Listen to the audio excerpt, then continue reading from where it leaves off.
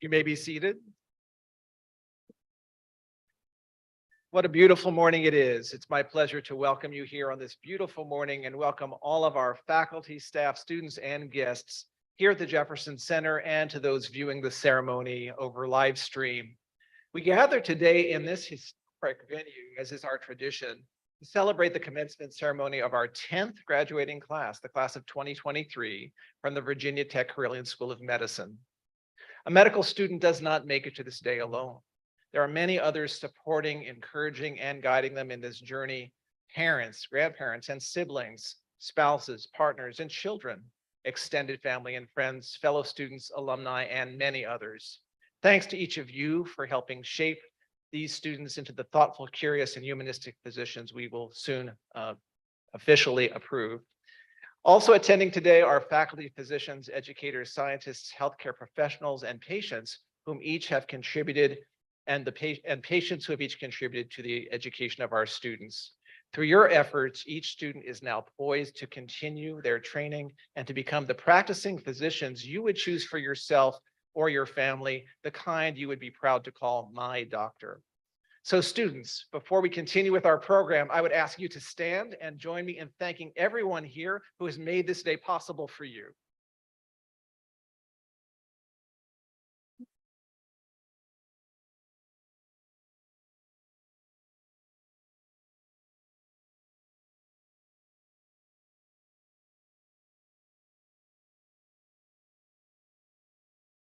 Thank you, one and all.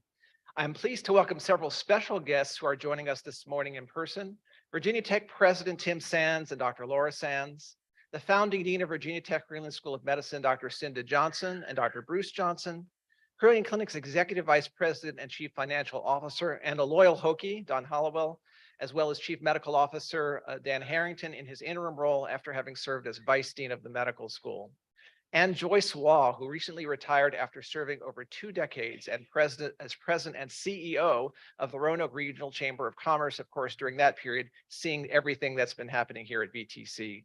So welcome and thank you all for being with us.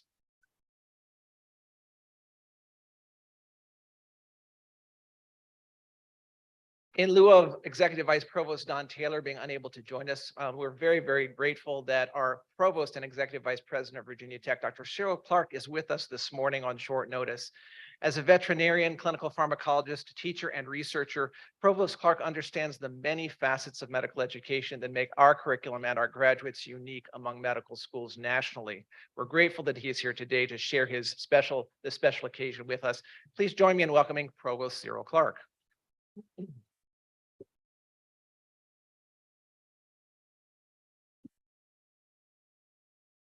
Thank you, Dean Lehrman. And on behalf of the faculty, the staff, and leadership of Virginia Tech, I'm pleased to congratulate the Virginia Tech Carilion School of Medicine's graduating class of 2023.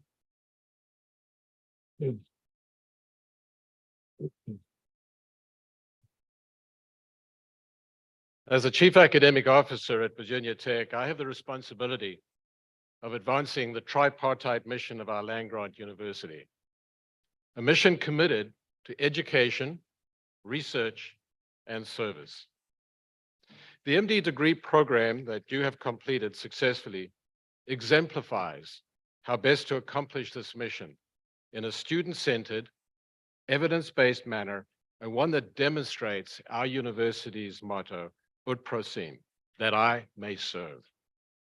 The education that you have received modeled the commitment of Virginia Tech to student-centered learning by your engagement in small group problem-based learning and experiential learning in clinical settings. The requirement that you conduct impactful research allowed you to understand the importance of evidence-based medicine.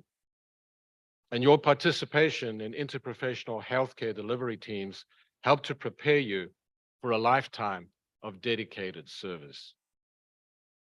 This global service-minded perspective is essential because everything of consequence that happens here at in Virginia, is connected in some way with people, places, and events around the world.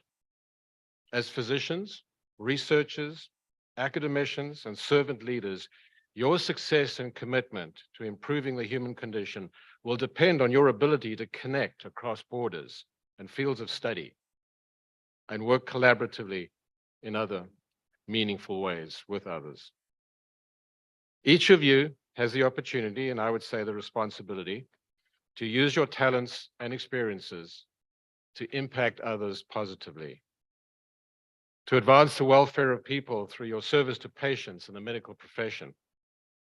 You will often be on the front line of our collective efforts to meet the diverse needs of a global community, especially those who are disadvantaged or living on the margins of society. And as we plan for the possibility of future pandemics, it is important that our healthcare system be more adaptive and emphasize population health as much as attention to individual patients. And you have done well and will in terms of contributing to such planning. So then I wish each of you personal and professional success. But please pause for a moment to celebrate your accomplishment and thank your professors, your family, and friends for their support, and then get back to work. Thank you.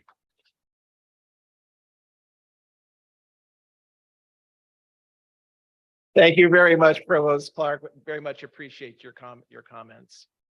So class of 2023, I've been thinking a lot about our journey together. In July of 2019, we arrived in Roanoke together, you as the school's 10th class and me as its second dean a few weeks before.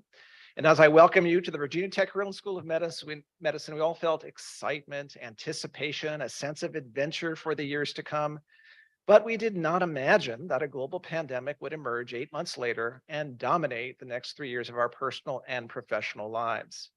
When I was a wee lad, Mr. Rogers reassured people like me, the young children, about the scary things in the news. He would tell viewers a quote from his mother: "Look for the helpers. You will always find people who are helping." Well, class of 2023, as the youngest members of your future profession when the pandemic struck, you quickly pivoted from looking for the helpers to becoming the helpers. This was a humbling period in medicine and public health. Physicians, other health professionals, first responders, and our patients experienced deep traumas as well as inspiring heroism.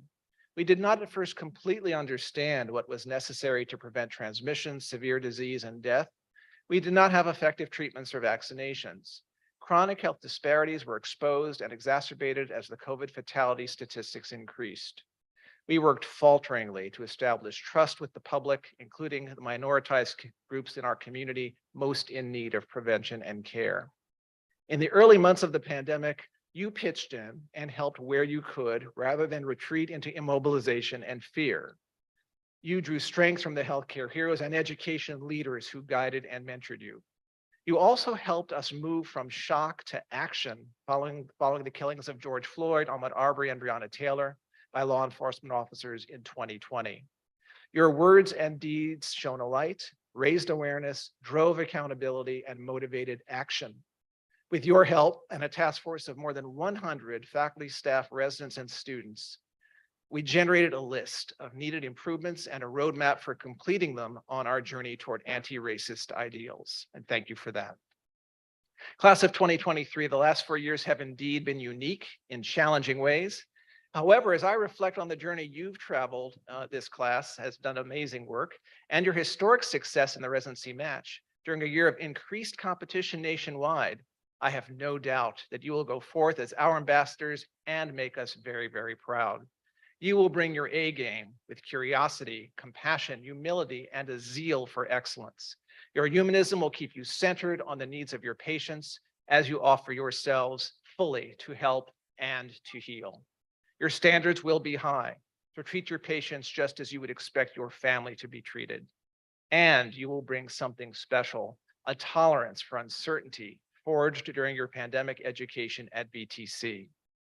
Thank you for your investment of trust in the Virginia Tech Carilion School of Medicine and for your engagement with us, with each other, and with our community over these past 4 years.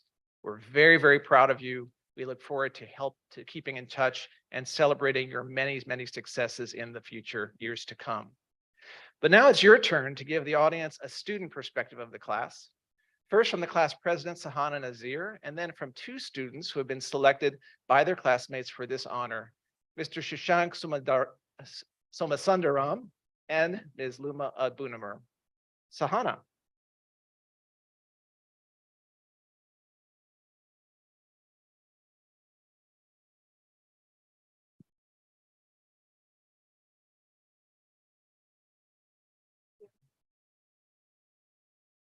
It's very bright up here. The class of 2023 is the first in VTC history to include our guiding principles in our graduation ceremony. When we depart today to form new communities or further integrate into familiar ones, we will carry the shared values that we collectively developed and fortified in our time together. With this new tradition, we seek not only revisit our shared commitment, but also remember the principles that will continue to guide us in our future endeavors and adventures. So the class of 2023 guiding principles. Together, we are a diverse group of individuals who uphold our shared values of inclusivity through kindness, humility through reflection, and open-mindedness through respect. We seek out diverse perspectives, provide compassion for the whole self, and partner with our community. We find knowledge in books and experiences, inspiration in peers and patients, and humor in easy and difficult times. Together, we support each and every one of our classmates in the pursuit of truth and excellence. Together, we are committed to the highest moral and ethical standards, allowing them to drive our passion and compassion for others. We pledge to maintain patience and optimism even when we feel overwhelmed or underestimated. We promise to serve our patients with respect to their inherent autonomy. We vow to stand in solidarity with the trials and tribulations of those in our care. We will champion integrity, challenge injustice, and embody professionalism. Together, we will foster leadership as individuals and members of a greater community. We will remain lifelong learners through our careers. We will grow more confident in our skills and competencies. We will hold each other accountable for our actions. We will remember the value in asking for help, even as we eagerly help others. We will adapt well to the unfamiliar by being more mindful of those around us. We will uphold humanity as a central tenet of our profession. Together, we will bring out the best in one another and ourselves. Together, as the class of 2023, we will remain steadfast to our principles in the hopes of enriching the lives of our peers, colleagues, school, community, and most importantly, our patients. Thank you.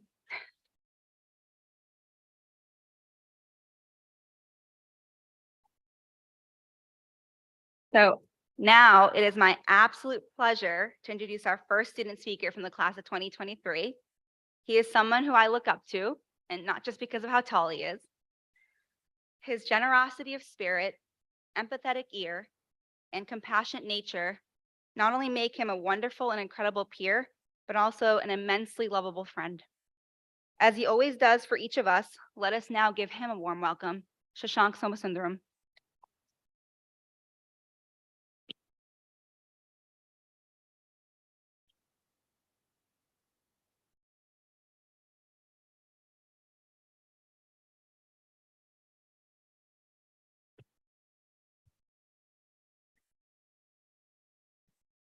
Good morning. Hi, how's it going? My name is Shashank Somasundaram, and it is my privilege to have been asked to deliver a commencement address today. I'd be remiss if I didn't start off acknowledging my superlative, most likely to smile through the pain. So please bear with me for the next few minutes while I try to get through this. About 5 years ago, I was sitting in a small airport bar with two other interviewees waiting for our flight to Chicago. And I just remember telling them, God, I'm so bummed. I'm never going to set foot in this town again because there's no way I'm getting in here. One of them kind of just agreed and sighed. And the other guy kind of goes, yeah, I feel pretty good. I got a couple of options. I'm actually not sure if I want to come here. And I was just like, okay, all right, well, great. As it turns out, that gentleman did not make the cut, unfortunately. But the other two did. And I'm so thrilled to say that Madeline stuck with me for another 4 years as we continue our training together at Yale. Over the past 4 years, it's anyone who's had the misfortune of asking me how medical school is going has been immediately treated to me rambling about how absolutely incredible every single one of my classmates are, and how confidently that I could say that each and every one of them are going to be amazing humanistic physicians. In my first PBL group of the year, I remember sitting in the corner with like a frozen smile, just feeling a combination of awe and sheer dread and panic. For a little bit of context, my 43 classmates include a pro golfer and marathon winners, Everest base camp climbers and world travelers, every variety of chefs, bakers, and brewers, dancers, artists, and so much more. In the past 4 years, they've accomplished the monumental task of raising families in medical school, including 3 babies, and as of last Saturday, 17 engagements. I counted, but I could not count the number of pets that had been adopted over the past 4 years. And I also lost track of how many ever countries it is that we have visited as a class, but it's probably wherever Brittany's been most recently. So my classmates have advocated for anti-racist policies and clinical care guidelines. They've worked other jobs on top of medical school. They've published over 70 papers in 4 years, and for the first time in VTC history, matched 2 neurosurgeons and the first women from VTC to do so.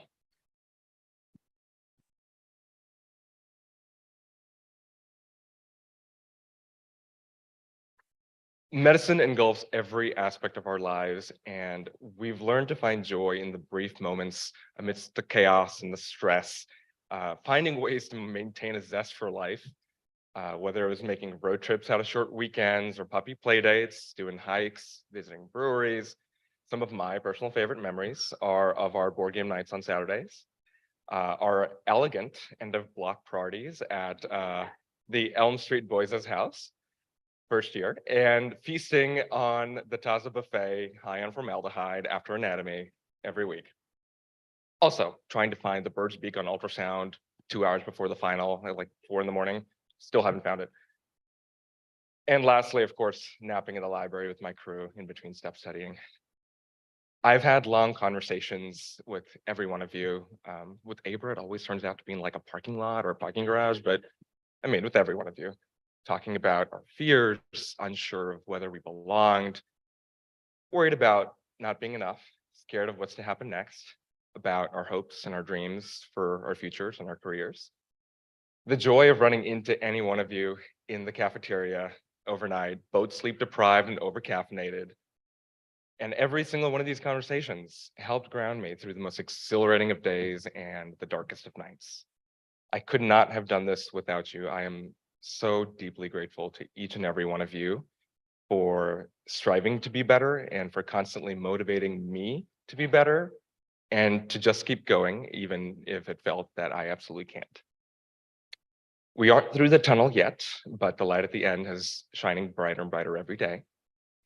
Wherever you go, take with you the joys and the heartbreak that we've experienced over the past 4 years, and be confident in the knowledge that you are enough, you are capable, compassionate, and carry with you the wisdom and the best of every patient, physician, and encounter that we've had. I'm also very honored to thank our families, our partners, our friends for tolerating our unnecessary use of acronyms and letting us practice abdominal exams on you, for being understanding of all the birthdays that we had to miss and milestones and celebrations, the people that we couldn't be there for, all the uncertainty and the sacrifices that you've made for us. Thank you to the literal hundreds, probably thousands of other people, including our faculty, who literally overnight converted our curriculum into remote learning.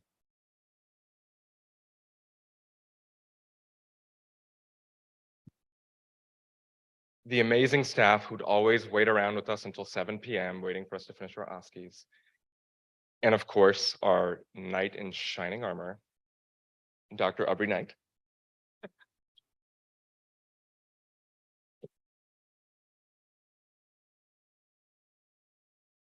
The sheer number of emails with all cap subjects that this man has received from panicking medical students surely deserves some sort of Guinness World Record.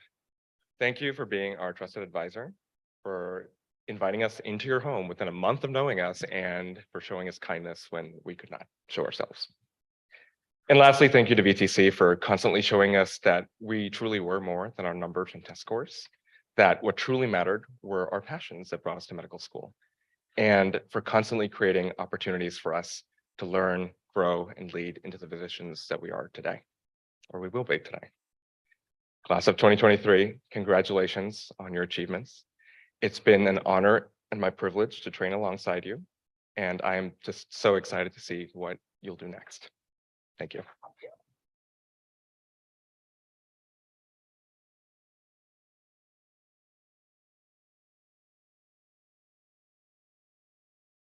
And now it is my distinct pleasure to introduce our next student speaker.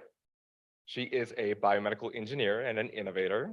She is a Dean's Diversity Champion and fierce patient advocate, former president of VTC's Refugee and Immigrant Association, and truly a force to be reckoned with in the community. She is a breast radiologist to be at Emory, and she is a Docs for Morgan legend. Ladies and gentlemen, my good friend, Luma Abunimir.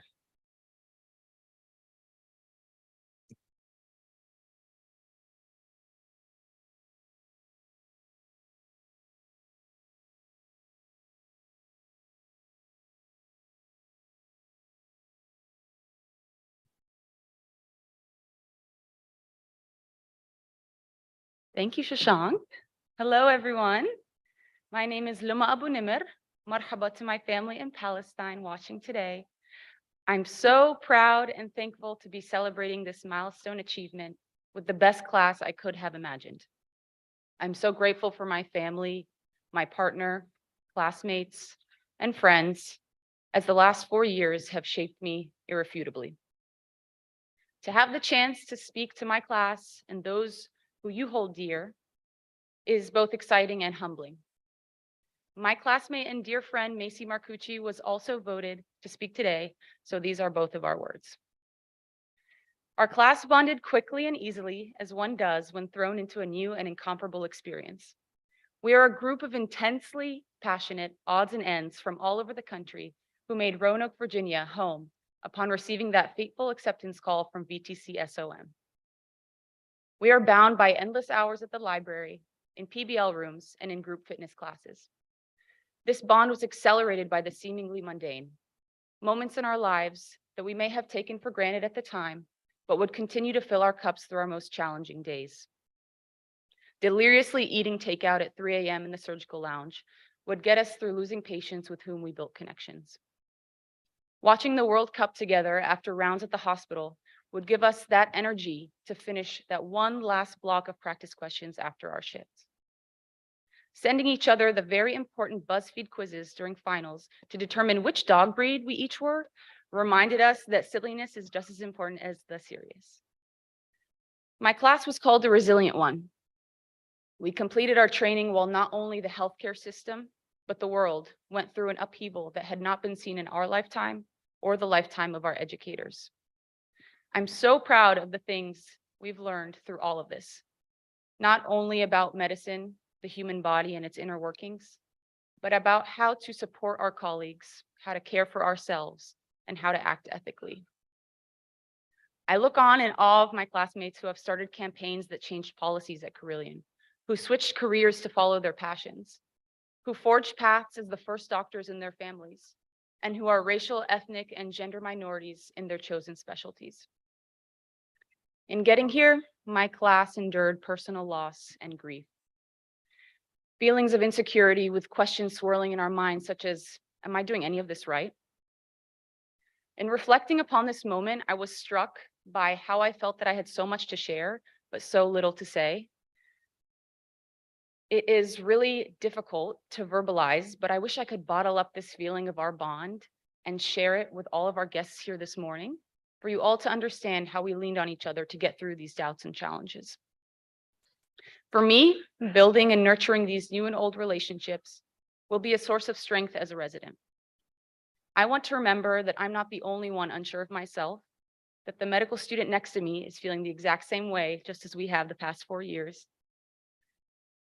And it is okay to rely on one another, to feel inadequate, and to question your path because that's only human. I want to remember that there's nothing wrong with resting, taking time off, being outside of the hospital, and doing things with no ultimate purpose. Yes, even procrastinating is okay. Ultimately, our best selves can take the best care of our patients. And what a profound privilege it is to be able to practice medicine and be trusted with life every day from here on out. Class, remember just a few short years ago when we were practicing how to wash our hands and introduce ourselves correctly to standardized patients? Anxious and sweating over what introduction to use, when to dry our hands, and that awkward silence in between. Now, in just a few short months, we may still be anxious and sweating, but this time about being the best physician for our patients. And thankfully, we figured out how to wash our hands. We could not have gotten through this without our support systems at school and at home. Faculty, staff, mentors, you were always there during the high and low moments, modeling behaviors that we strive to emulate in our own careers. You showed us how to treat patients as we would treat our own families. I also want to say a big thank you to our champion student affairs team who unofficially took on the role of advocates in ways that go way beyond their job descriptions. To our loved ones, both here today and those who couldn't make it, I can't overstate the importance of your role in getting our class here today. Without your sacrifice and care, this day would likely not exist and would definitely not be as sweet. We are products of the people we love, and to be in this room means that your love has been an integral part of us crossing this stage today. And your love will continue to be an integral part in the care we provide for our future patients. Thank you for believing in us, for sacrificing for us, and for loving us. My dear class, I love you all so much and look forward to seeing us thrive. We did it.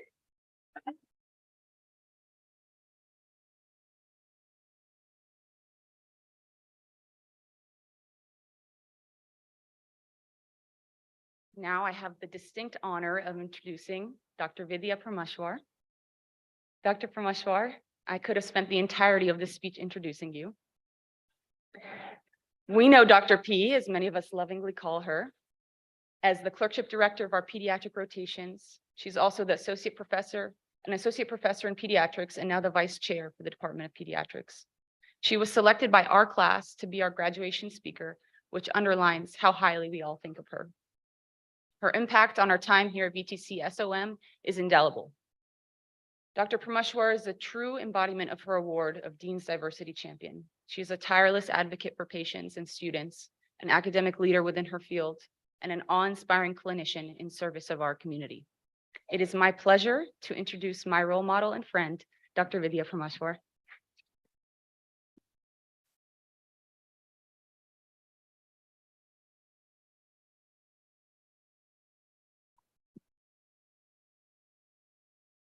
Good morning, everyone. When I was a medical student, I read one non-medical book, because who really has the time?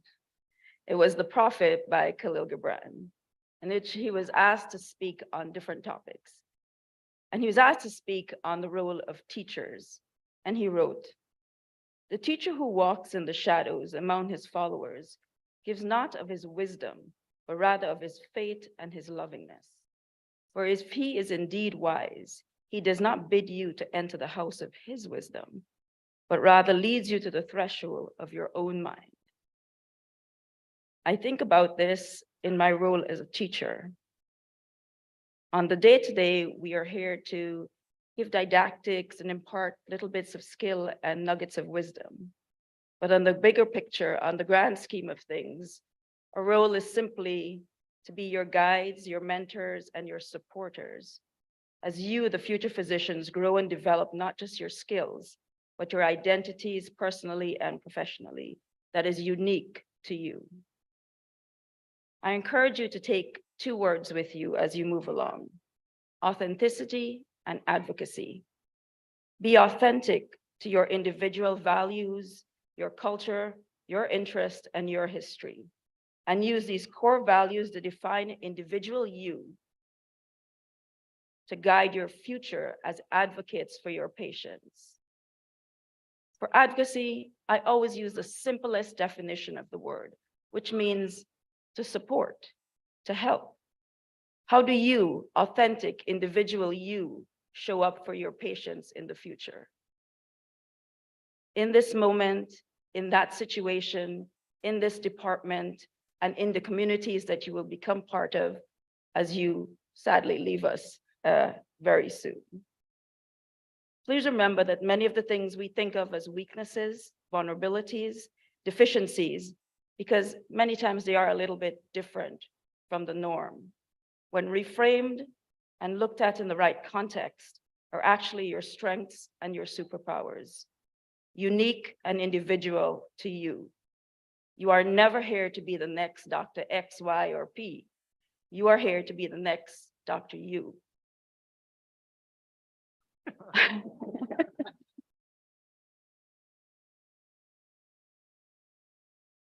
Authentic me will always be that crazy curly-headed child running around the neighborhood in Guyana and Jamaica, not understanding that to celebrate Eid and Diwali and Christmas on the same street was maybe a little unusual.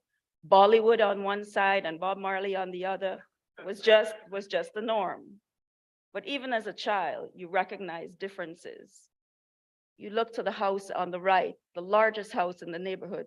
Why are there only 2 people living in that house? Meanwhile, your friends with 4 children and 2 adults were living in a 1-room house. And you wonder, and when you were older and you started learning about medicine and reading the books and the vaccines and the medications, and then you wondered, why were we not following those? Why were we shaped with the decisions based on resource limitations and financial constraints in how we practiced our medicine? Along the way, but that's my story. That's not your story. What will your story be? What will individual, authentic you present to your patients? Along the way, I wish for you 2 types of people always in your life. One that supports you unconditionally, maybe sometimes with a few hard truths, but sees in you, most importantly, things that you cannot always see in yourself, your potential and your capabilities. This is your root and your foundation always. The other would be someone that inspires you to be different, a better person and a better physician, and a better advocate ultimately to your patients. I look into this audience and I'm absolutely sure that many of the people here, and maybe some who cannot be here with us today, are inspirations. Many years ago when I was an intern, I was asked to see a patient. It was a surgical patient, and I was very begrudgingly going into this room, saying to myself, why do we have to admit surgical patients? I'm a pediatrician. And I walked into the room and there was a mom and there were 2 people. And I say people because they were actually closer to my age at the time and in a children's hospital. And they both had significant medical histories. And I sat there listening to this mom. And what struck me was she never spoke about why they were here, the surgery, the medicines, what they could not do, their deficiency, her stresses. She spoke just as any parent would about her children and her families and what they could do. She talked about her son teasing his sister and how she gets so upset with him and how he likes to write stories and he got published, and she likes to write poetry. And I just sat there thinking, that's not what I see, and that's definitely not what I thought walking into this room today. I hope you always take the time to listen to the stories of your patients. I hope you have the wisdom to accept the message it sends you. And I hope you allow the message to guide you in your journey as future physicians. With immense pride and joy and more than a little sadness today, please join me in congratulating the class of 2023.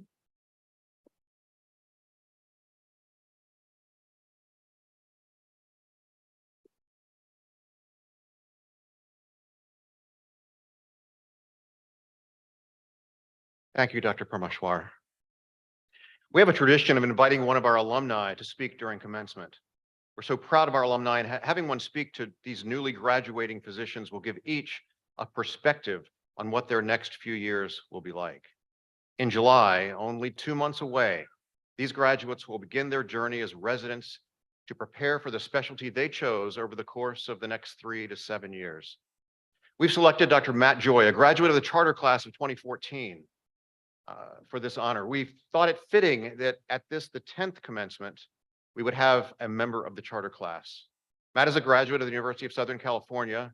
After a brief career as a professional musician, he returned to USC and completed a post-baccalaureate pre-medical program in 2009. Matt entered VTCSOM in the summer of 2010 with the paint still drying on the walls. He was the class of 2014 president for all 4 years.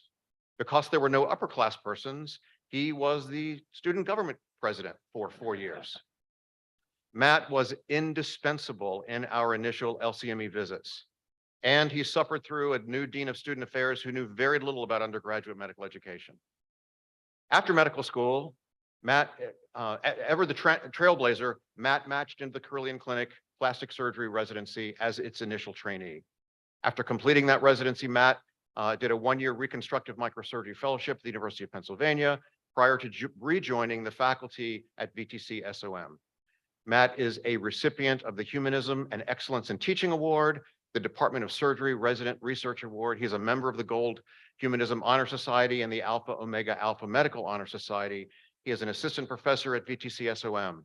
Matt has served as the Virginia Tech Alumni Board of Directors and is director of the Ken and Judith Joy Family Foundation, which has been a generous supporter of several VTCSOM endeavors, including the class of 2014 class gift, the founding Dean Cinda Johnson Vision Fund, and one that is near and dear to my heart, the Carolyn Osborne Scholarship.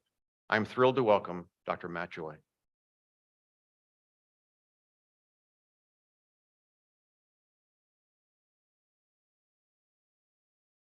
Good morning, everybody. Thank you, Dr. Knight, for that wonderful introduction. Prepared a few words here to say to our graduates. What an honor and a privilege it truly is to be here today with you all in the 10th graduating class of the Virginia Tech Carilion School of Medicine. This occasion certainly is a momentous one, both for our institution and especially for each and every member of the class of 2023. As a proud alumnus and member of the first graduating class, I'm very grateful for this invitation and the chance to speak to you. While each of you have arrived here coming from different places, different backgrounds, and different experiences, I believe there are a few things that you all, and really we all here as physicians and medical educators, all have in common. We all share a certain passion for what we do in caring for our patients, and our speakers have mentioned this already today. We all want to do our best and whatever we can to help our patients, and that often requires a lot of hard work as well as the help and guidance of others. When I think about what it means to have a passion for what we do as physicians, I immediately think of one of my mentors from my fellowship, Dr. Scott Levin, a world-renowned plastic and orthopedic reconstructive surgeon, educator, and a consummate leader in his field. As Dr. Knight mentioned, my fellowship training with Dr. Levin was in reconstructive microsurgery. This is a subspecialty of plastic surgery that involves a delicate transfer of tissues from one part of the patient's body to another distant part in order to reconstruct an often large or very complex defect or deformity. This type of surgery requires reconnecting the very small blood vessels of the tissue being transferred to those at the site of the deformity using an operating microscope and tiny stitches as small as a human hair. This is not a simple or easy task, as you might imagine. Many of these surgeries take all day to perform, some lasting 10 to 12 hours or even more. So as daunting as this sounds, what I still hear in my mind is Dr. Levin saying to me many, many times throughout my fellowship, you know what I always say, Dr. Joy, a day without the operating microscope is like a day without sunshine. Meaning there's absolutely nothing in the world that he would rather be doing than performing this type of complex and difficult surgery in order to make the patient whole again, to restore form and function, as we say in our field. It is finding this sort of passion for the often challenging work we do as physicians that will inspire and fuel you through the long hours and difficult days when they come. I encourage you to seek out and align yourselves with others that feel this way about even the hardest things that they do for their patients. They will in turn inspire you to find your passions as you hone your skills and pursue your careers in medicine. Dr. Atul Gawande, in his 2007 book, Better, A Surgeon's Notes on Performance, commented that the practice of medicine is a team sport, but with two key differences from the kind with lighted scoreboards. The stakes are people's lives, and we have no coaches. Now, this may seem a bit bleak for a medical school graduation speech, but bear with me. I bring it up because in this case, I only agree with Dr. Gawande in part. I think that we can all agree that medicine is indeed a team sport.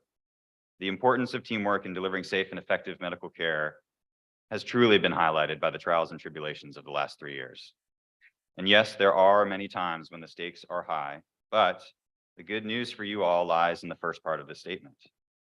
When you're working as a team, particularly as interns in residency training programs, as you all will be this July, you will not have to face these high stakes decisions alone. You will have the support and the knowledge and the shared experience of your senior residents and your attendings to help you navigate these sometimes daunting tasks. You can lean on your team.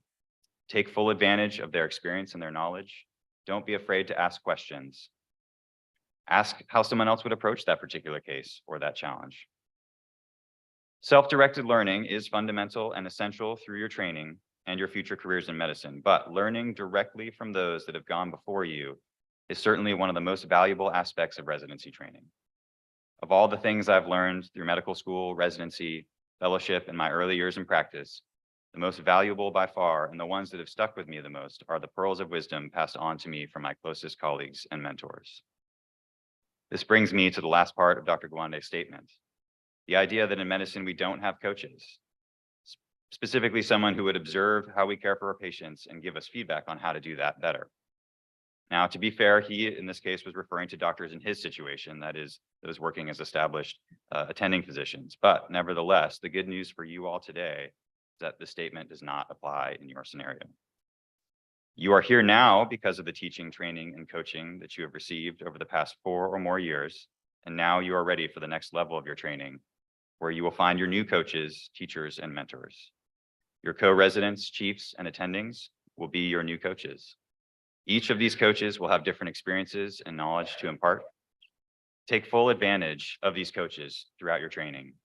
If you do, you may well find that even after residency, many of these people will remain your coaches, teachers, and mentors throughout your careers in medicine. You are here today because you've succeeded as part of a team. You have faced high stakes and learned from your coaches along the way. Now you are ready for the next stage in your careers. Your teams have been drafted in the match, and your new coaches are waiting for you with even more knowledge to impart. I'm confident that you will make them all very proud and make us at VTC here even more proud of what you have accomplished and what you have yet to do. I wish you all the very best. Congratulations to the class of 2023.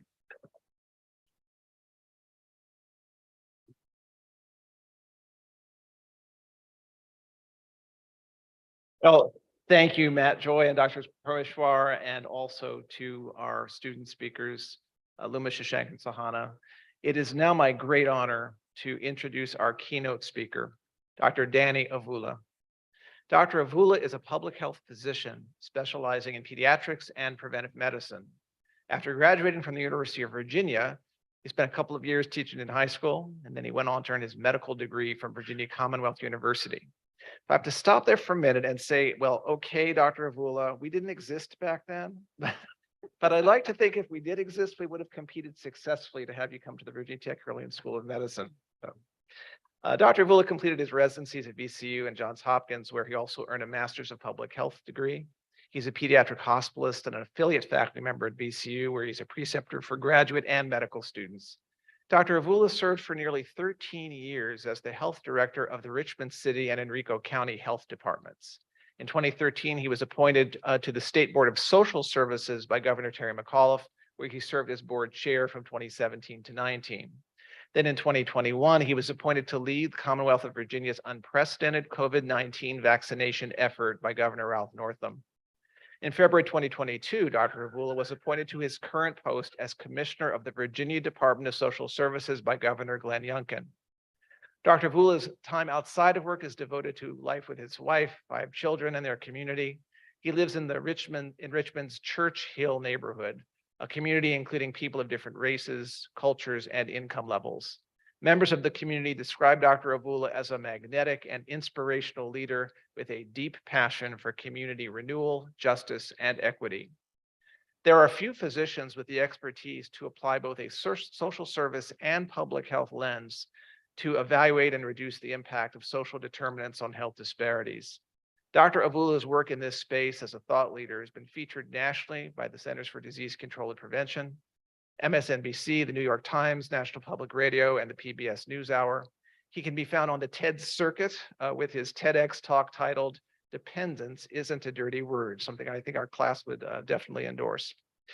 Dr. Avula, I am grateful that you accepted my invitation to share your wisdom with our future physician thought leaders comprising the class of 2023. Please make your way to the podium as we warmly welcome you.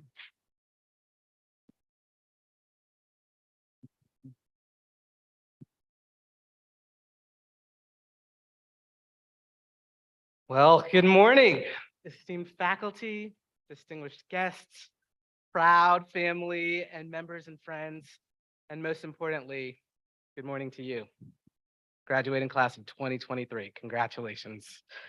It's a tremendous honor to stand here before you today and to celebrate your achievements, because today you become doctors. I imagine that for many of you, this is a realization of many, many years of hopes and dreams and aspirations. I know it was for me. I knew that I wanted to be a physician from the time that I was 10 years old. Now, I didn't have doctors in my family. I'd never really spent much time with doctors, and I can't really even say that I knew all that much what a doctor did, but I was all in. Why, you ask? Because when you are the firstborn son of a first-generation Indian family, that's just what you do. Just look around here, you know, the Indian parents are saying, yes, that's correct. It was either medicine or IT, those were the options. But really, like, my parents were brilliant in the way that they approached this. Right? They weren't overly demanding. They were masters at the power of suggestion. Everything I did, the toys I played with, the school that I went to, the summer programs I did, the volunteer work that I did, it was all carefully curated to prepare me for a career in medicine. And it worked, right? I'm a doctor. I've got a younger brother who's also a physician. He married a lovely Indian woman who, wait for it, also a doctor. And they now have 4 amazing little Indian kids who will no doubt all be doctors someday. So I want to just paint a little picture of just how committed I was to this endeavor. My 7th grade science project was, as most things in my life are, a last-minute dumpster fire. 48 hours to due date, I literally had done nothing, and I was at the grocery store with my mom, and we walked by the pharmacy section, and I happened upon a canister of these urine test strips, those home-based point-of-care strips that, you know, later in med school, I learned were used to look for the presence of a urinary tract infection. But as a 7th grader, I was clueless about all of that. I see words on the box like urobilinogen and nitrites and leukocytes. No idea what any of those things are, but I do see glucose. I'd heard of glucose, and maybe I should actually pat myself on the back for this, because somehow as a 7th grader, I knew that the connection between glucose and urine had something to do with diabetes. And so I decided right then and there that I would do an experiment related to urine and diabetes. And inexplicably, my mom signed off on this. And I will say that, you know, immigrant parents aren't like us good hands-on American parents. Well, we'll literally just do our kids' science projects for them, right? Like, how many of you have done the baking soda and vinegar volcano or the potato and lemon battery? My parents didn't do any of that. And I wish they had at least helped me use some kind of common sense as I was cooking up this completely asinine science fair project in my head. Because what I had decided to do was go door to door in my neighborhood and ask random people to give me samples of their urine that I would test to see if they had diabetes. This is not a good project. I didn't actually understand diabetes. There was no control group. There was no understanding about screening methodology. There was barely a viable hypothesis. Truthfully, there was hardly any actual science in this project, but somehow people actually did it. I got over 20 people in my neighborhood to give me their urine and let me test it. And so if that's not commitment to this career path, I don't know what is. My son Luke, who is 16 and is a great kid, he has expressed some interest in pursuing medicine, but he's been kind of wishy-washy about it. And I'm like, dude, if you're not door-to-door urine collection from strangers committed, like, don't even talk to me. So given all that background, imagine the tailspin that I go into when 13 years after that kind of commitment, I find myself in the third year of med school, 6 months into clinical rotations, realizing that I don't actually want to practice clinical medicine.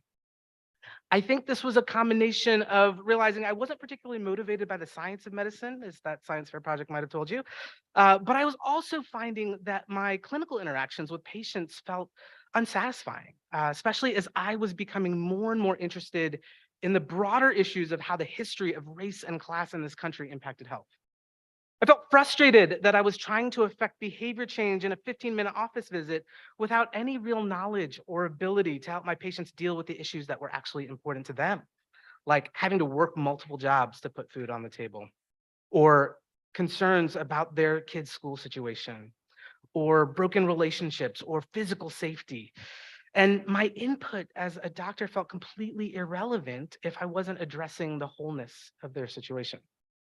But thankfully, I had come to this point where, like I had only ever seen myself practicing medicine, and now I felt like I needed to quit medicine. But my wife, being just the amazing person full of wisdom and grace that she is, she encouraged me to stick it out, and not just to stick it out, but to blaze my own trail. And so over the course of my fourth year of med school, I started to think about what kind of work was going to keep me both intellectually and missionally engaged. I ended up pursuing a bunch of non-traditional rotations. We did a month of global health work in Kenya, and then I came back and worked on a CDC-funded community asthma initiative at one of the health systems in town. I did rotations at the state and local health departments, where ultimately I discovered the field of public health. And what I found in public health was a discipline that was committed to understanding the big picture, to exploring how poverty and the environment and social factors like employment and education and exposure to childhood trauma, how all of those things impacted health and human flourishing. And the field of public health was undergirded by this profound commitment to justice that really resonated with me. And so my career took a left turn. And as my career was taking this turn, so was the rest of my life, because back in college, I lived with this remarkable group of guys who would open up our living room to strangers, and they would feed the hungry. And unbeknownst to me, they would become the kind of friends that you keep for your whole life. And so as I was finding this vision for my life in my work, I, alongside with a group of friends and their partners, made the decision to move into a high poverty, low resource community in Richmond, where the people that I was learning to serve in my med school training have become, over the past 20 years, the very people that I've done life with. And I have learned immeasurably from them. Our neighborhood at the time was full of boarded up houses and corner stores every few blocks. Gunshots were a weekly, if not nightly occurrence, and we stuck out like sore thumbs. For months, our neighbors would always ask us, "Are you cops?" Because that was like the only plausible reason we would be walking the streets of the neighborhood. And the kids, though, really did love hanging out with us. My wife was and still is an elementary school teacher in the neighborhood. And so we would get frequent visits from kids who just thought it was cool to have ice cream on your teacher's front porch, and some who just felt way too comfortable wandering in and out of our house. There was one in particular, it was my pediatrics residency, and I had come home from an overnight call and was just exhausted. I threw my stuff down at the front door, didn't even make it up the stairs, fell asleep right on the couch. And I woke up to this hot breath on my face. And I opened my eyes, and there's a little boy who's leaned in nose to nose with me, and he's petting my hair. And I said, "Daquan, what are you doing?" And he said, "I like your hair. Your hair reminds me of Jackie Chan." And it occurred to me that in these interactions, like I was probably the first Indian guy that Daquan had ever really gotten to know, but Daquan was also the first 10-year-old Black kid that I had ever had that kind of relationship with. And so through that friendship over the years, I learned to see the world in a different way through his eyes. I saw the impact of growing up without a father. I caught a glimpse of what it was like to worry about whether you'd had enough to eat that day, or to struggle with learning disabilities and to really hate school because of it. My friendship with Daquan helped me to understand poverty differently. to care about my neighbors differently, and to grieve for the state of our world differently. And in that, I've become a person of greater depth and understanding and compassion. My relationship with Daquan and with so many other friends has made me a more whole person. And it's also made me a more whole physician.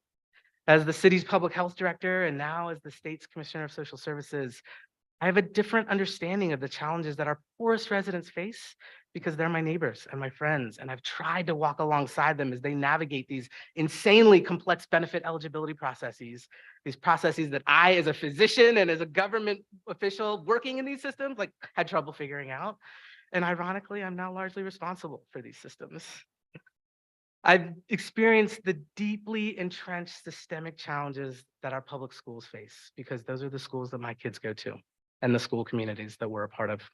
And I feel the sting and the grief when one of my neighbors moves out of the neighborhood because they can't afford the rent anymore. And I realize that I, as someone with financial means, with the ability to buy and renovate a house, have contributed to the gentrification of my community. Not everything about this life is easy, and especially these issues around displacement are extraordinarily difficult. But there has also been an incredible richness to our lives because our family looks different because of where we live. Our eldest daughter is adopted, and she came to us at 16 after having grown up in a public housing community just a mile from where we live now. And now her 4 younger siblings have grown up with a Black sister who has given them a completely different lens on the world, and I'm so incredibly grateful for that. I'm a different kind of father, a different kind of neighbor, different kind of leader because of my community. So I share this story with you, not to tell you to emulate it, because you all will find your own paths and they will be amazing. I mean, just hearing the stories and the love you have for each other, I'm super encouraged about the future. But I do think that my story illustrates something that your generation understands much more intuitively than mine. And I think it's important to remind you of that today as you graduate. Yes, you will become doctors today, but you are so much more than just your work as a doctor. Your medical education has been forged in the fires of COVID. And it's kind of amazing that right today, May 6th, you're graduating. It's less than 24 hours after the World Health Organization has declared a worldwide health emergency to be over. It's like the universe is saying, great work, guys. You solved the global pandemic. You can now graduate. But it is a profound reminder of what has changed during the years that you've been in med school. Society is fundamentally different. Social media is king. The politics are sharper.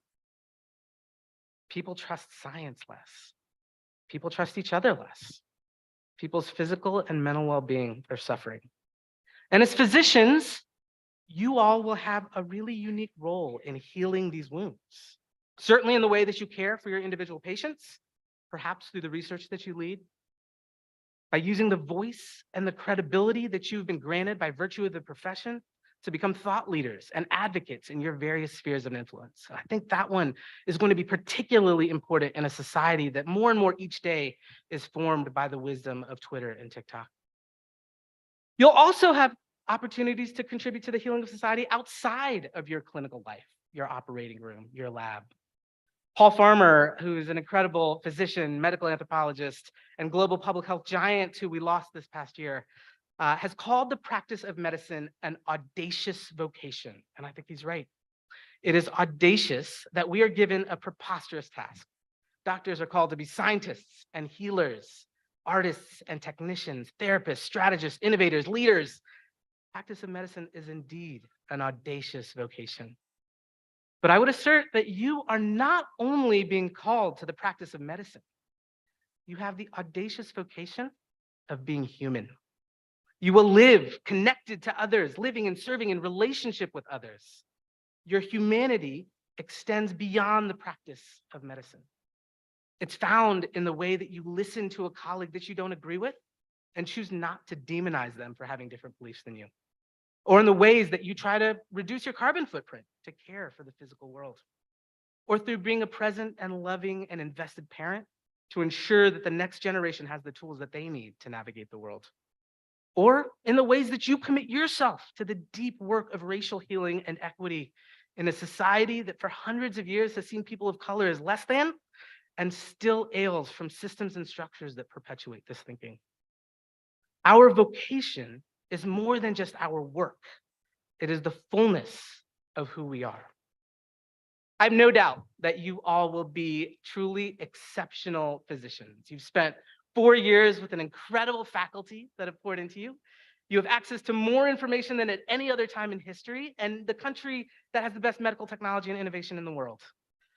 But my hope for you is that you will also be exceptional humans, leading with love, humility, and compassion as you seek to serve a community beyond yourself in your practice of medicine, but also in every other aspect of your lives. So congratulations, class of 2023. Peace be with you as you enter this audacious vocation.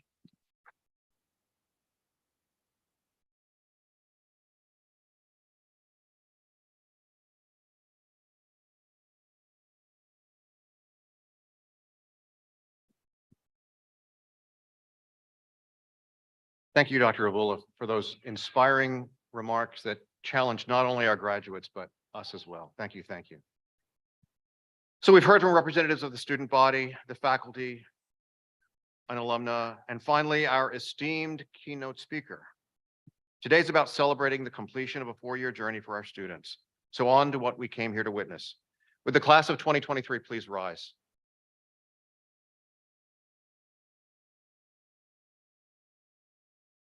Dean Learman, I have the high honor and great privilege of presenting to you the candidates for the degree Doctor of Medicine from the Virginia Tech Carilion School of Medicine.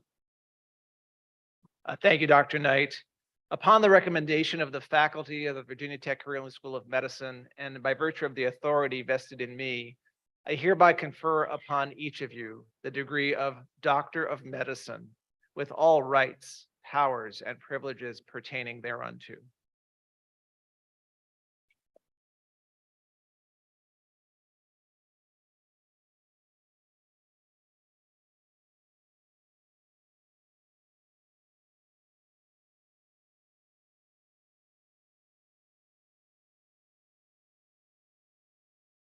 Would the doctors please make your way to the backstage?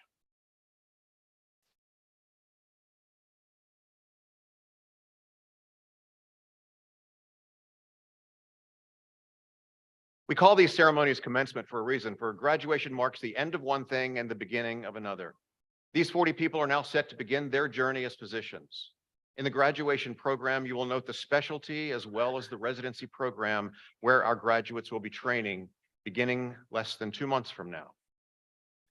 As each name is called, the members of the class will proceed to the front of the stage where they will be hooded by Vice Dean Pauly and the clinical chair from the specialty into which that student will be training. The exterior of the hood is green velvet, the traditional color of medicine. The interior of the hood is blue and maroon, representing the colors of Carilion Clinic and Virginia Tech, which taken together are the official colors of VTCSOM. After hooding, each student will then proceed to Dean Learman, who will present them with their diploma. You may take photographs of the hooding, but we ask that you not impede the view of the official photographer who will be taking pictures of the graduates receiving their diplomas. Ladies and gentlemen, Dean Learman, I present to you the members of the class of 2023, recipients of the degree Doctor of Medicine from the Virginia Tech Carilion School of Medicine.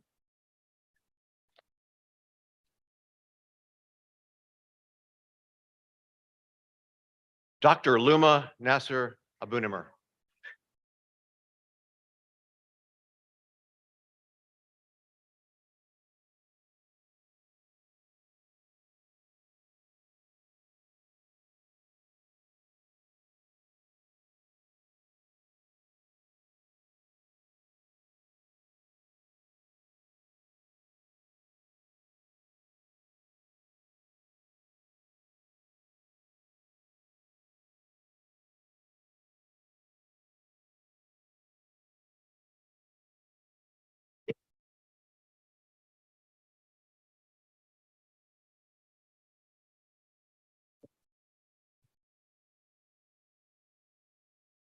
Dr. Oscar Brunner Alcareza Jr.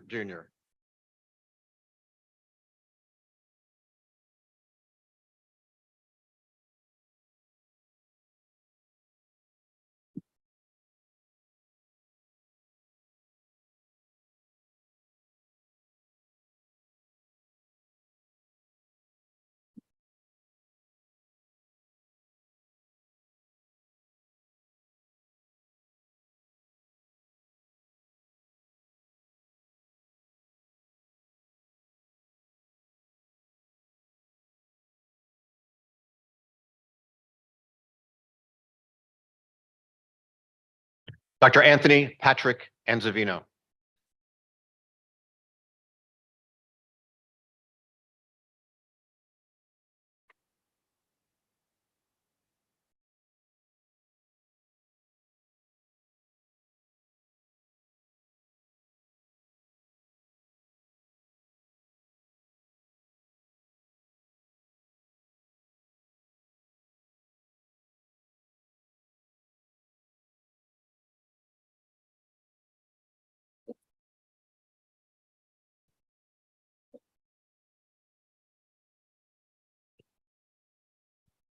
Dr. Nezlahan Ari.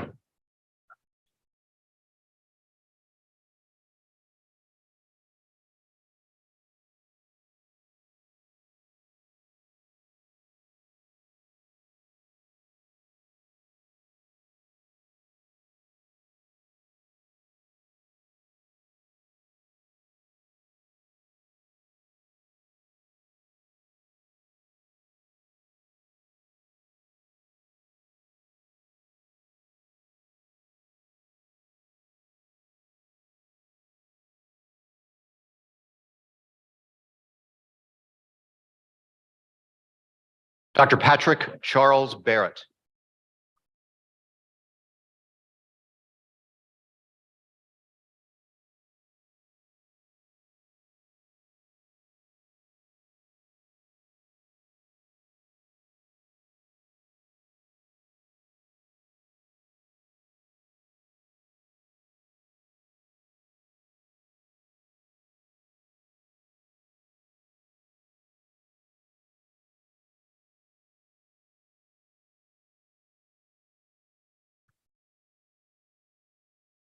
Dr. Sham Hitarth Bhatt.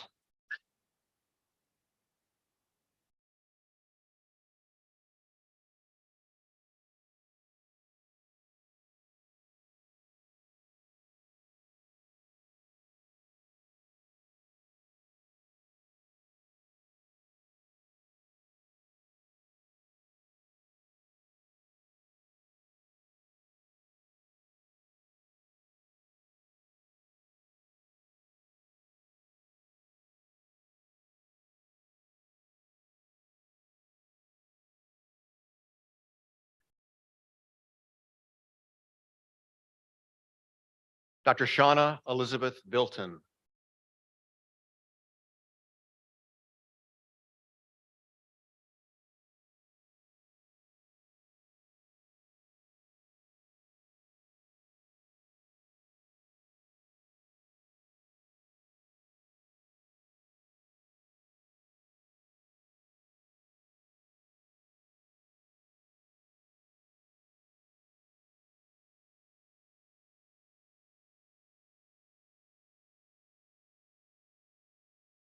Dr. Catherine Anastasia Brow.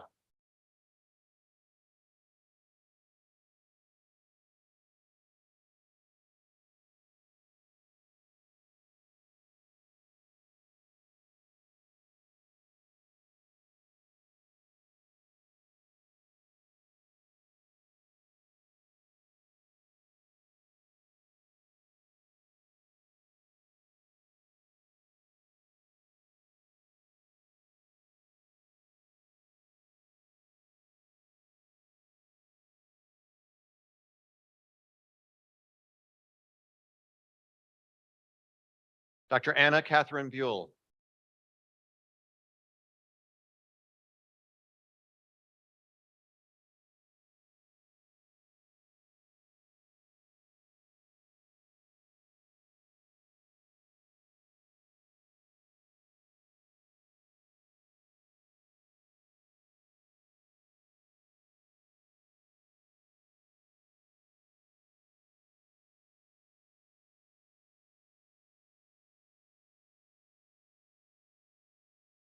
Dr. Kendall Elizabeth Carter.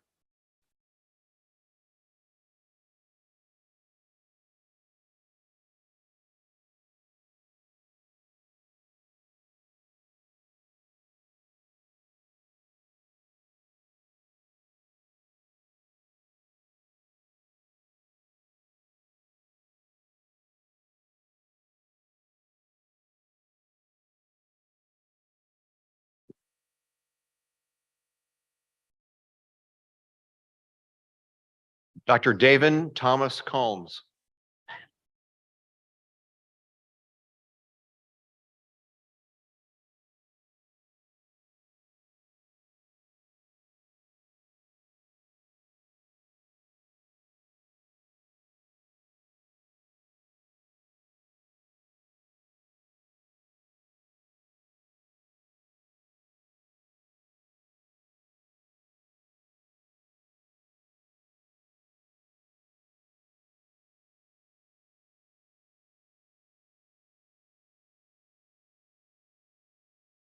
Dr. Madeline Laura Daquila.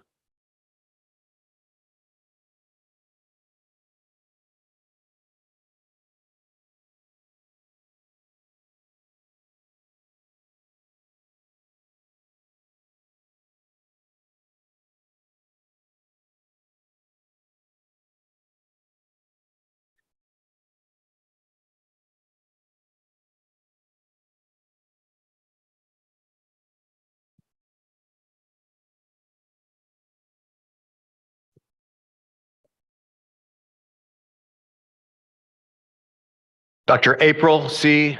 DeStefano.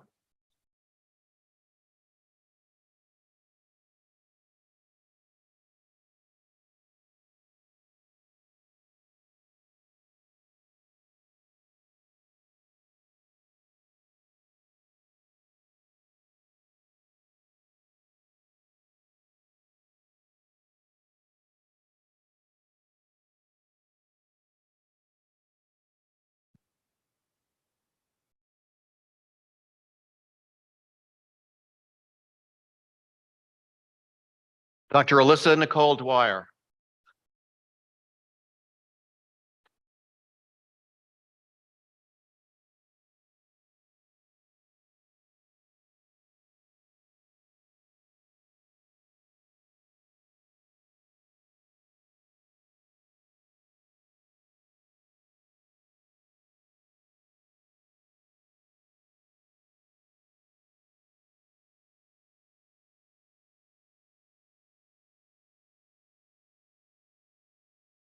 Dr. Catherine Marie Harden.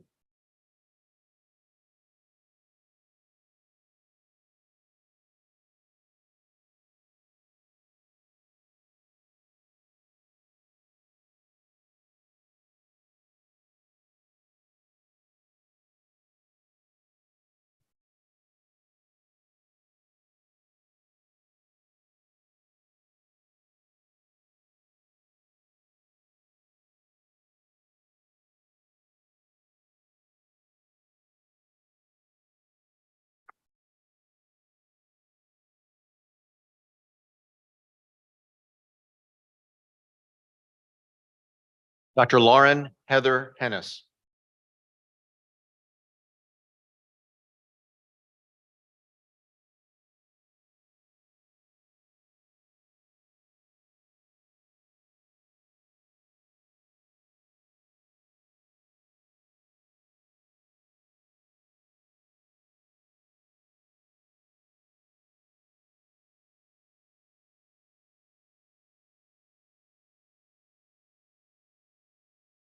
Dr. Salhun Alina Kim.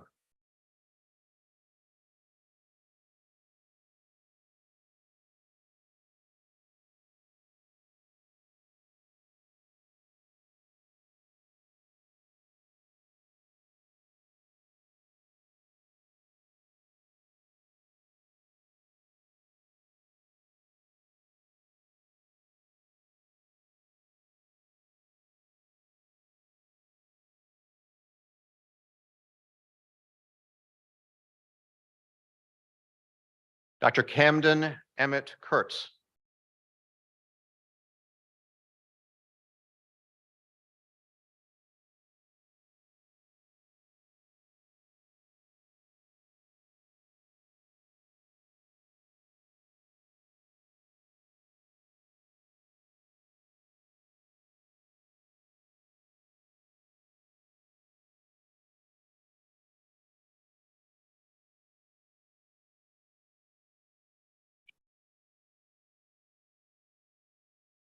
Dr. Maya Langman.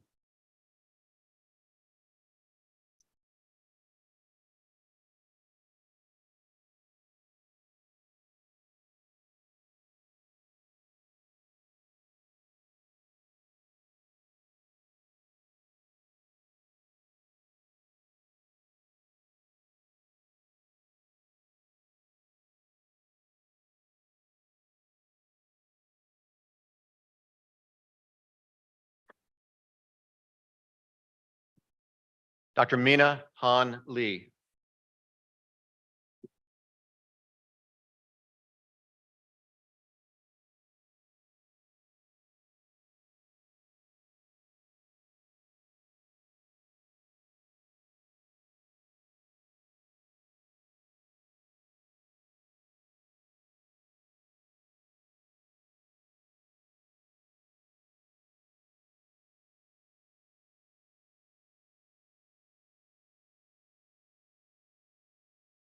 Dr. Maisie Quartz Marcucci.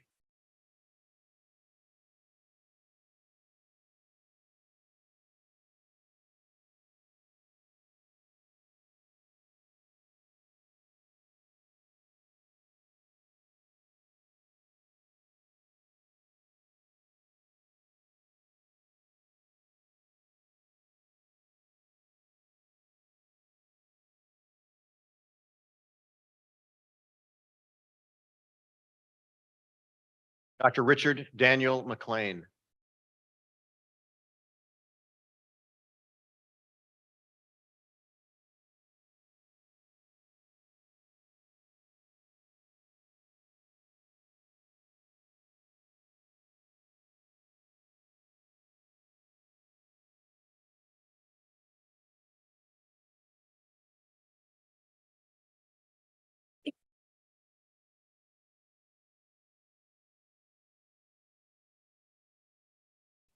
Dr. William Gamble Boyd Morrison IV.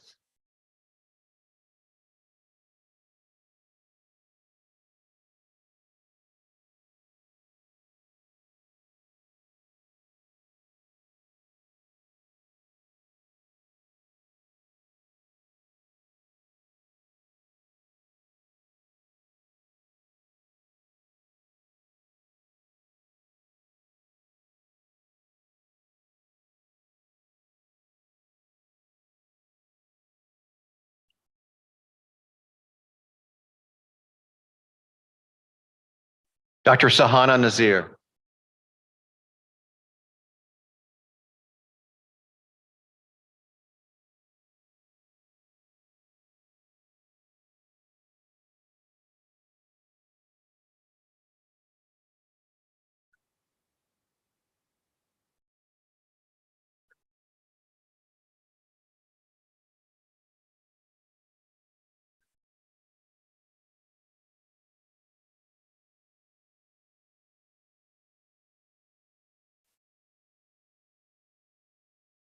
Dr. Kyle John Nolan.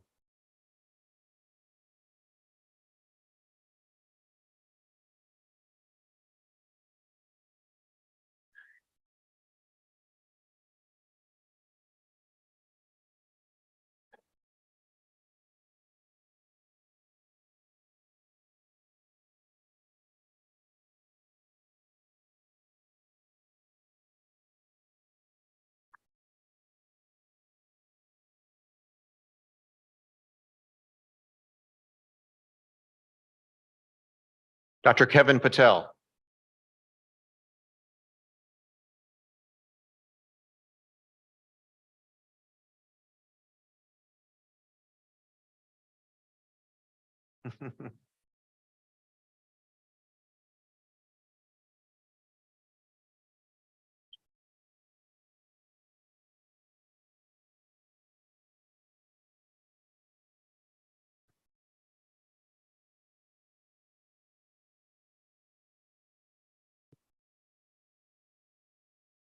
Dr. Abra Lynn Roberts.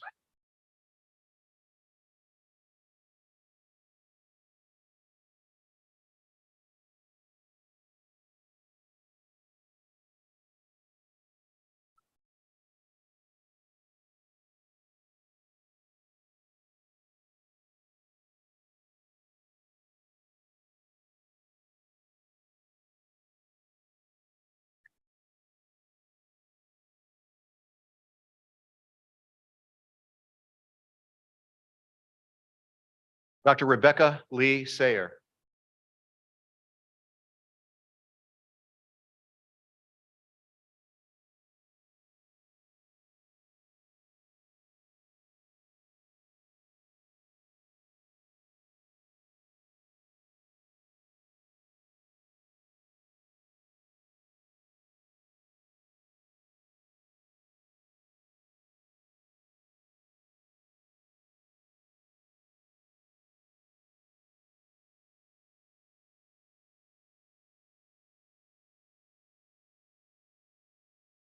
Dr. Ellen Elizabeth Schrantz.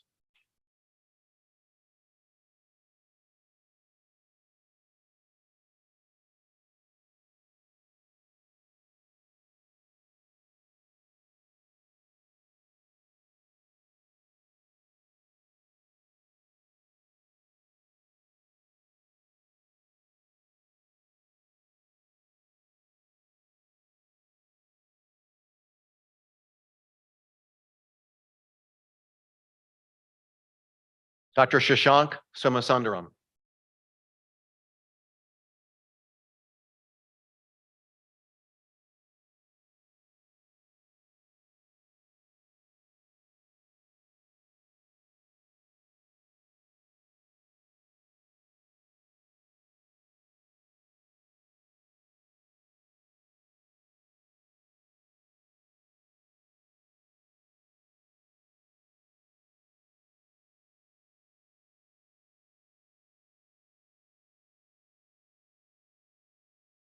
Dr. Michael David Spinoza.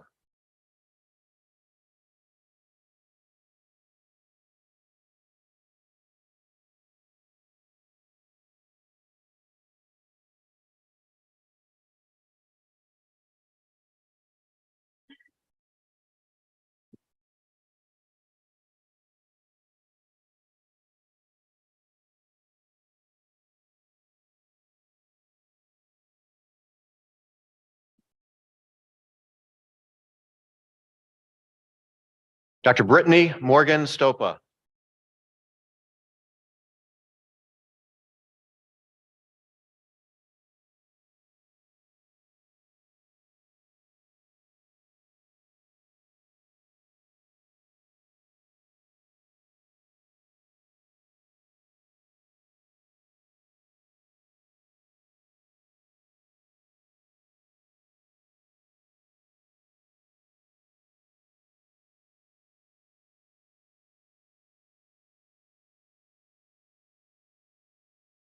Dr. Allison Monette Strauss.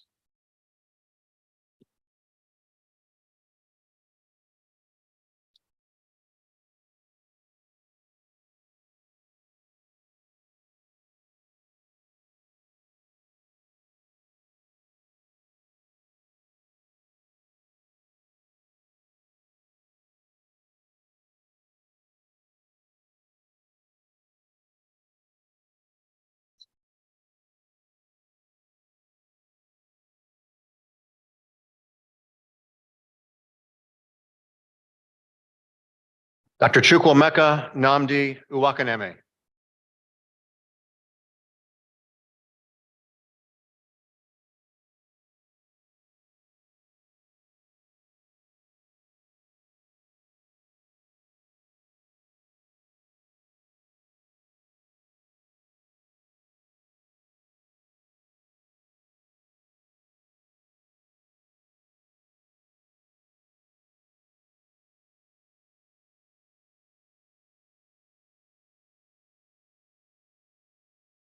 Dr. Alyssa Marie Vassallo.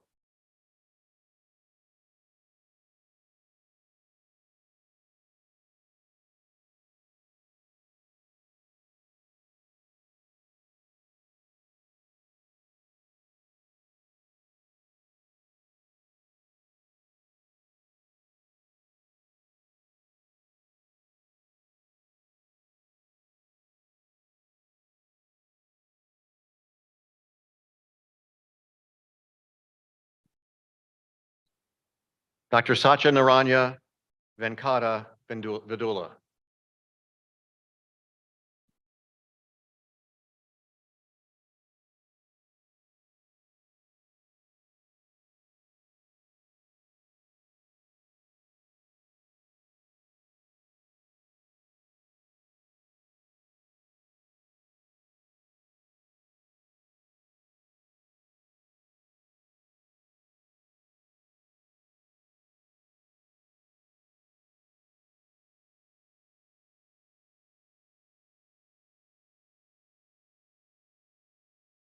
Dr. Leon Yang.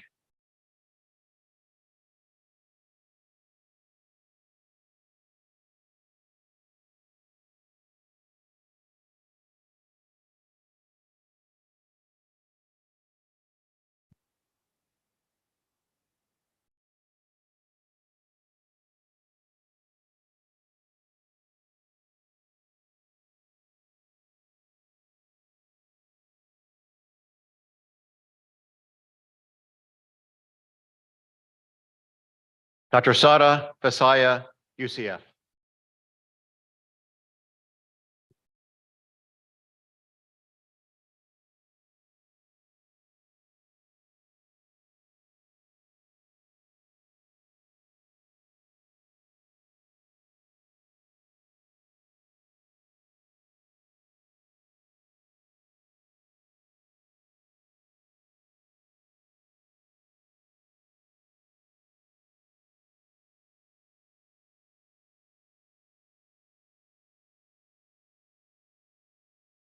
Dr. Alexander David Chang.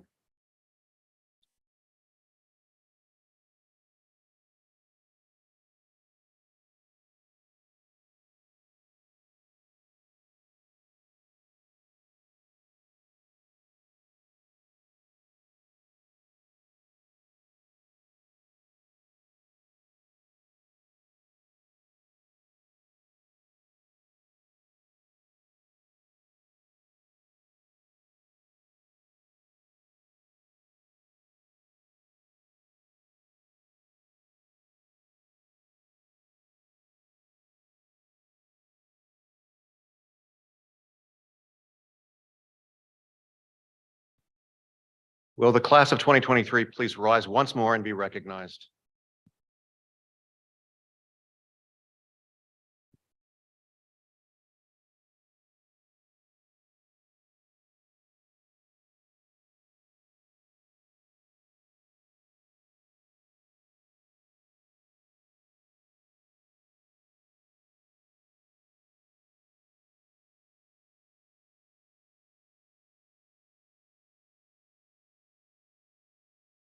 Thanks. You may all be seated.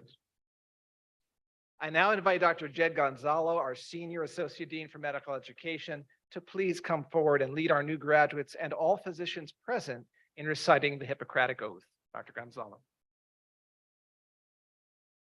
Would all the physicians in attendance, including our newest physicians, stand and recite the oath, which can be found on the last page of your program.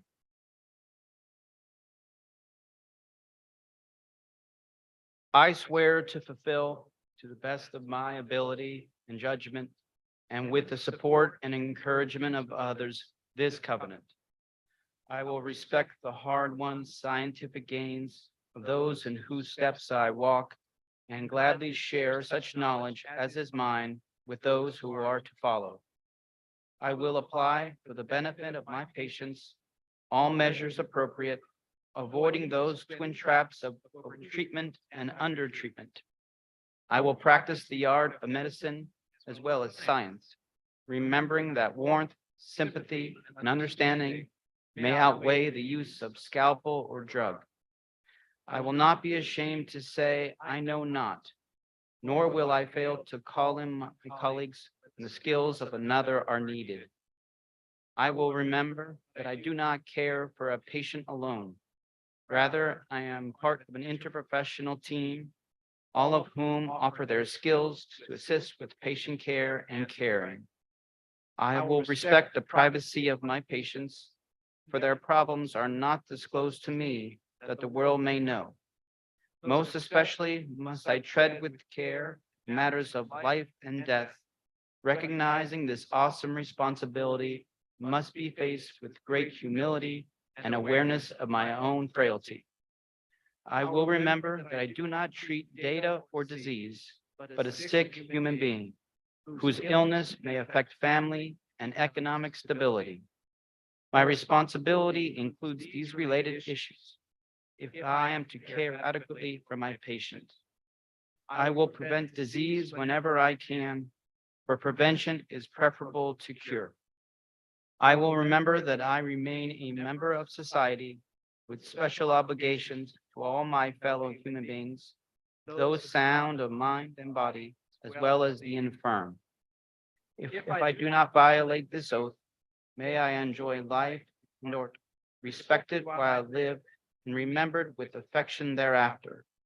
May I always act so as to preserve finest traditions. And may I long experience the joy of serving those who seek my help. You may be seated. On behalf of all of the physicians here today, I am very proud to formally welcome the Virginia Tech Carilion School of Medicine's class of 2023 into our profession.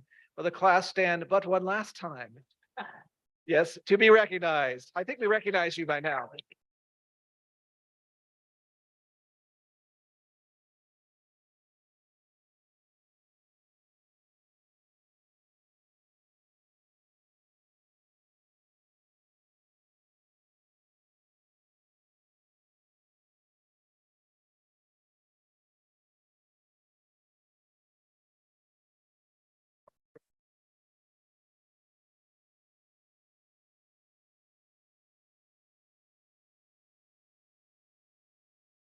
Thank you. And you can please be seated. Thanks again to all of our guests for coming this morning. There will be a reception to follow at Fitzpatrick Hall here at the Jefferson Center. I hope you're all able to join us and I could see you there. Now, will the ceremonial party and graduates please stand with me for the recessional?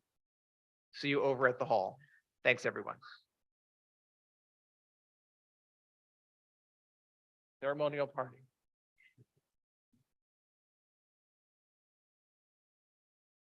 Mace mistress must come first.